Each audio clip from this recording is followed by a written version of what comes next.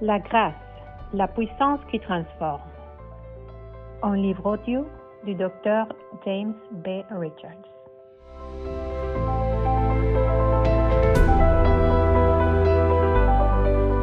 Chapitre 3.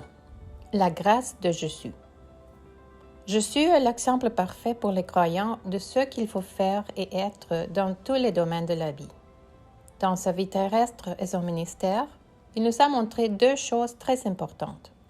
Il a montré Dieu à l'homme et il a montré ce qu'un homme plein de la puissance de Dieu pouvait faire.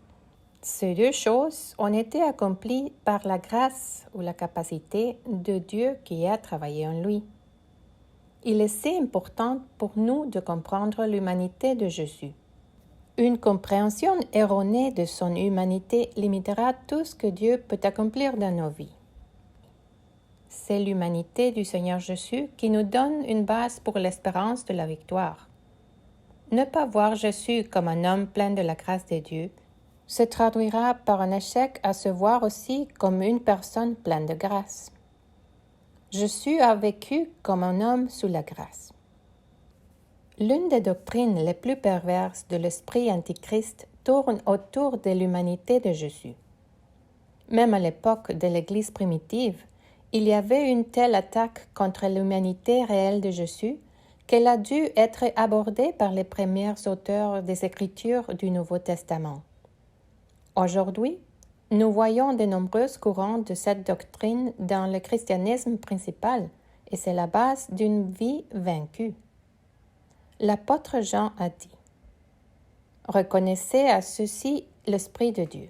Tout esprit qui confesse que Jésus-Christ est venu en chair est de Dieu. Et tout esprit qui ne confesse pas que je suis venu en chair n'est pas de Dieu.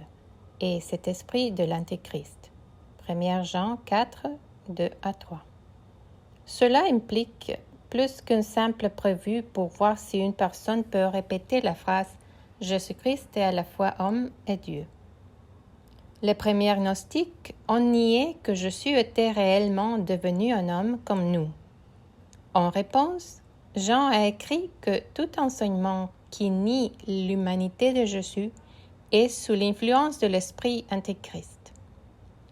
Bien sûr, cela ne signifie pas qu'un individu n'est pas sauvé. Cela signifie simplement que ce domaine de sa théologie est sous l'influence de l'esprit antéchrist. Acte 10, 38 souligne que Jésus était un homme opérant sous la puissance du Saint-Esprit et non sous sa propre puissance. L'enseignement de l'humanité de Jésus n'enlève rien à la divinité de Jésus. Il était Dieu venu en chair. Il était le Fils de Dieu, mais il s'est vidé de lui-même. Voir Philippiens 2, 5 à 8. Bien qu'il fût divin, sur terre il fut vidé de la puissance divine qu'il avait au ciel. Pourquoi est-il si important que nous comprenions ce fait? Le Dr. Richards raconte. Très tôt dans ma marche avec le Seigneur, j'ai vu que cette vérité était le point pivot à partir duquel je vaincrais le diable ou être vaincu par lui. Quand je vois que Jésus a opéré comme un homme plein de l'Esprit et de la grâce de Dieu, je vois la possibilité de l'accomplissement de Jean 14, 12.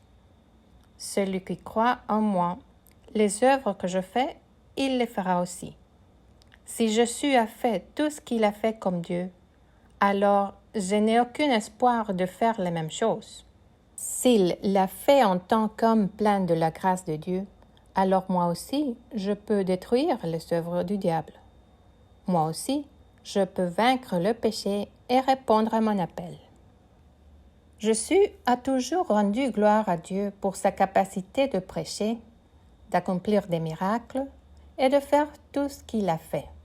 Voir Jean 8, 28 et Jean 5, 19.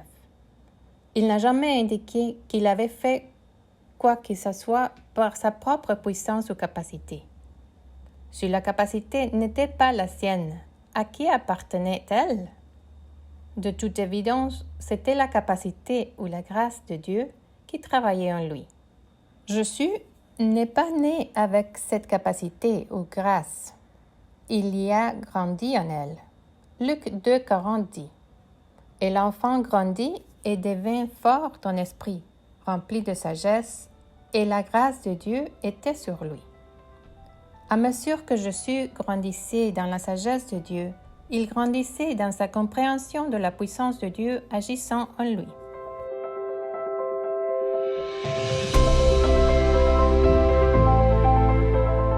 Si Jésus pouvait résister au péché, nous le pouvons aussi. En mettant tous les miracles de côté, il y a un domaine plus que tout autre dans lequel nous devrions comprendre la grâce qui agissait dans la vie de Jésus. Jésus était un homme qui n'a jamais péché. Le docteur Richards raconte: J'ai entendu toutes sortes de débats sur la question de savoir si Jésus aurait pu pécher ou non. Il semble assez évident qu'il ne peut y avoir de tentation là où il n'y a pas de désir de la chair. Voir Jacques 1,14. Hébreux 4,15 dit: Mais Jésus a été tenté en tout point comme nous, mais sans péché. La tentation de Jésus n'était pas différente de la nôtre. Sa chair désirait des choses qui n'étaient pas la volonté du Père. Ce n'était pas une fausse tentation. C'était comme nous. Si la tentation était réelle, la capacité de pécher l'était aussi. Jésus aurait pu pécher comme n'importe quel autre homme. Comment Jésus a-t-il pu vaincre le désir du péché? Hébreux 4,16 continue avec la réponse. Allons donc audacieusement au trône de la grâce, afin que nous obtenions miséricorde et trouvions grâce pour l'aide en cas de besoin. Jésus est allé vers le Père et a reçu la grâce ou la capacité quand il était dans le besoin. Il a agonisé dans la chair comme nous le faisons. La Bible dit qu'il a souffert quand il a été tenté. Car en ce qu'il a lui-même souffert d'être tenté, il est capable de secourir ceux qui sont tentés. Hébreux 2,18. C'était une lutte pour lui comme pour nous. Pourtant, il a appris à puiser dans la grâce de Dieu et à vaincre surnaturellement le désir du péché. Tout comme Jésus a vaincu le désir du péché par la grâce qui a agissé en lui, tout comme il a accompli son ministère par grâce, ainsi nous pouvons avoir la grâce de Dieu agissant en nous, nous rendant capables. Jésus était notre modèle, notre exemple. Il nous a montré comment vivre par la grâce de Dieu.